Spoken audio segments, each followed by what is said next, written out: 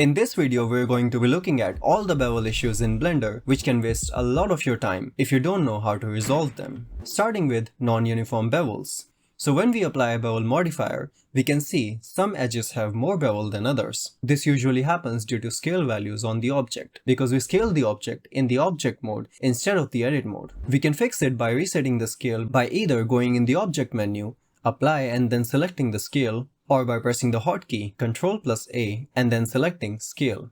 And voila, the issue is gone. Sometimes we have this issue where we don't see the effect of bevel on some areas of the mesh or on the entire object. This is caused by non-manifold geometry. Now if you're new to 3D modeling, you must be wondering, what on earth is non-manifold geometry? It's actually pretty simple. An edge can only be connected to two faces. If it's connected to more than two faces, it's called non-manifold geometry. We can turn on X-ray mode by pressing Alt-Z. Now we can simply select the extra face and delete it.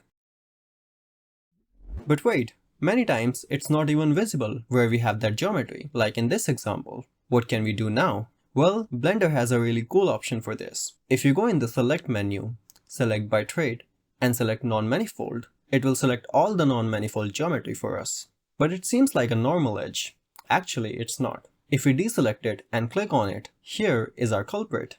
We can also merge the vertices by distance in similar cases to fix it.